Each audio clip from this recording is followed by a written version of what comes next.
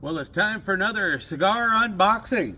I believe this is the March edition from the Holt Cigar Company out of Philadelphia, Pennsylvania.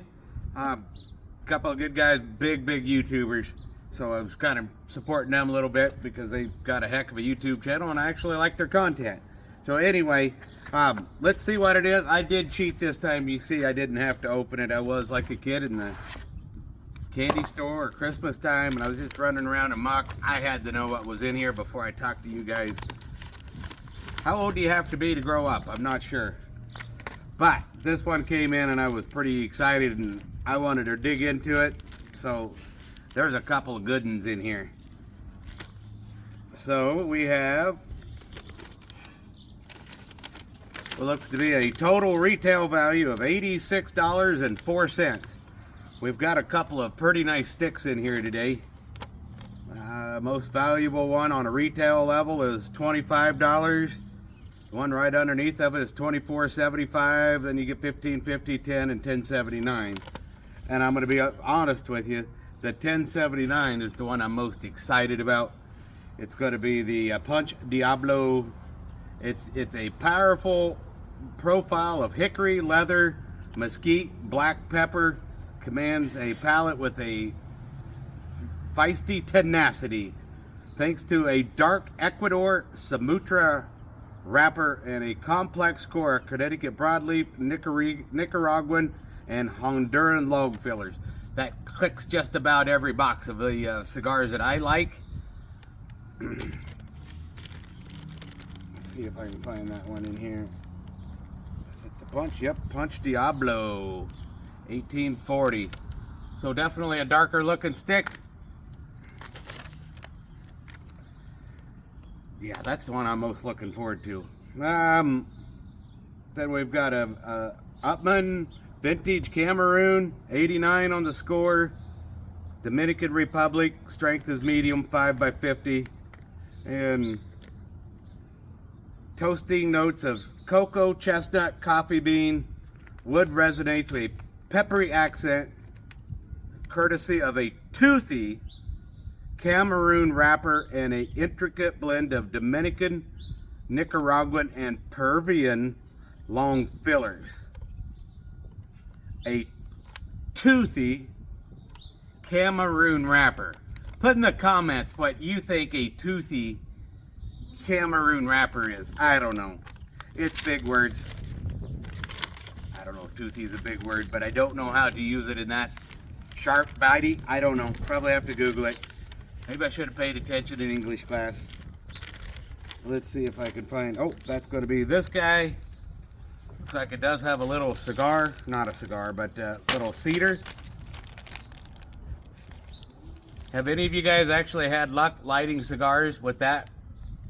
I'm pretty sure that's what you're supposed to do with it. But it just burns too fast and I never get it lit in time. So I don't really use anything but just show it off down at the Cool Kids Club and then throw it away. So the next one's going to be a Rocky Patel Mulligan Bogey Club. And it is going to be a shaped torpedo. 6.5 by 52. It's a mild medium. Ranked 91 on the scale. Golden blonde Connecticut shade wrapper, embraces a superb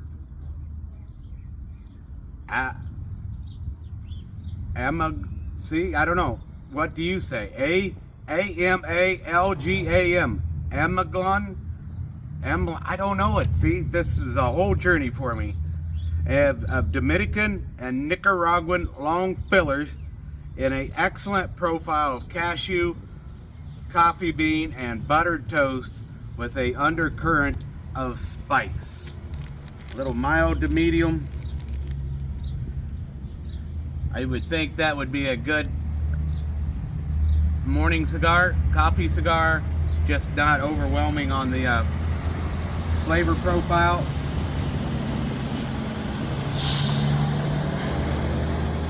Let's take a look at the Oliva Monticello Churchill.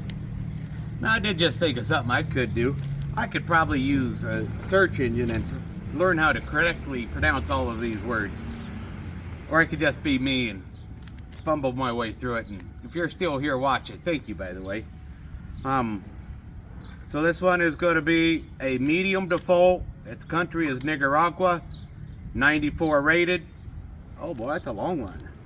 7 by 50. Holy cow. And it's a box press.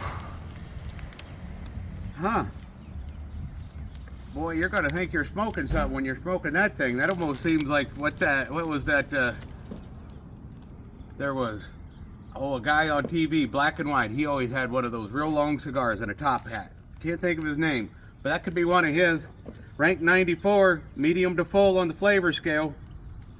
An elite Nicaraguan puro drawn from the company's oldest reserves of premium tobaccos, unfolds in a succulent profile of dark cocoa, cashew, and coffee bean with indentations of cinnamon and spice.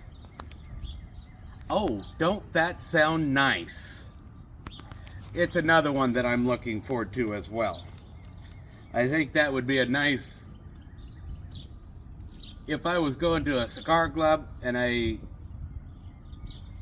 wanted to have if I'm going to a cigar lounge, I'm going to buy what they have, but maybe I'm going over to a buddy's house and I wanted to have a nice cigar in the evening, maybe a shot of some firewater. I think that would be a good one. Last but not least is going to be the La Amara de Cuba small batch. Elaborate notes of cigar or cedar, espresso bean, and nutmeg mingle with underlying spices and hits of medjool, medjool. Another word, I don't know what it is. Date through a rare masterpiece blended by Pepin Garcia from a vintage Nicaraguan long filler for a oily Ecuador Habano wrapper that is aged for 5 years, scored 98. It's a full-bodied cigar, 6 by 52, ranked at the $25 price point. Boy, I tell you, if I was looking for a top shelf cigar for my humidor, that might be a good one to have because it talks real good. But I bet its life expectancy around here is probably less than a week because I don't buy them to collect them. I buy them to enjoy them.